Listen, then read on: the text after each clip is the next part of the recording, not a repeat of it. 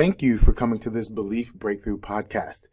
Today, I want to walk you through what I believe is at least $100,000 problem based off of a belief that I believe we all somewhat have in some way, shape, or form.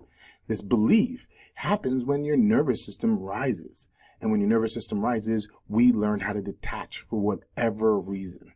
So today, I want to walk you through 3 different cases that I've witnessed, I've seen, I've worked on, and 2 of them are open. And one of them I want to show you what it looks like when you actually turn it around and face your demons and work with yourself and use that belief for good. So today, let's walk you through case number 1. Detachment is a funny world because in a lot of ways you don't even realize you have it. You're doing it, and it's a behavior that's in some ways positive when it's needed, as well as very, very destructive when you think you need to use it as a protective mechanism, when you're aware of it and you do it because it's right. So let's give you a really good, easy example of what detachment looks like in minor cases. Now, detachment is needed in massive trauma cases all the time. Your body detaches from itself and you no longer feel it. That's the big T. And is not what I'm talking about. And we're not trying to placate or bring this down whatsoever. But what I want to bring to you is those minor T's, those little trees that happened inside of your life that you no longer feel inside your body. And the easiest example that I can give you is I have a client that is high pressured at work. She's a mom. She's the class mom. She does all these different things, super mom syndrome.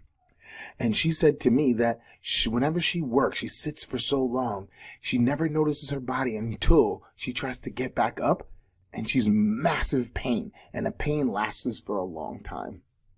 And I walked her through a bunch of different things. I talked with her. I work with her physically, mentally, and emotionally. And we got her to feel awesome.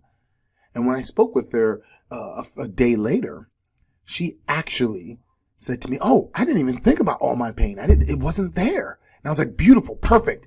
You have your exercises. Do what you got to do." I spoke with her a week later on our next session. And she said, "Oh my God, it came back with a vengeance. It was so bad." I was like, "All right, so when did it happen?" She was like, "I don't know." I was like, "I spoke with you a day after. It wasn't there. When did it happen after?" She said, "I don't know." I was like, "Did you do any of your homework?" She said, "No, I didn't do it because I was so busy." I was like, "Okay." And the question that I posed to her was, do you think it was the fact that you didn't do your homework that was the problem, or the fact that you didn't feel your body the whole time? And she was like, I don't feel things when I'm working. It's just I'm focused so much on work. And then I got her to start learning about the nervous system and looking at it. And she started to realize as she started to work, she used to stress out. And I'm using the word used to. She stressed out so often that her nervous system would jack up so hard that her body would stop speaking with her. And that's a natural response. That is a natural reason for detachment to exist. Because we no longer feel. If you're running from an animal, running from an attack, your body sensations drop and brings more blood flow to your eyes, more blood for everything for you to actually protect, run, or flee, or freeze, right?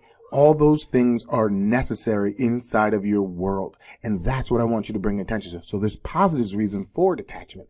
It's just when you use it for the wrong reasons, or you lean into it and you hold on to detachment as a mechanism of keeping you safe when you're trying to break out of the shell.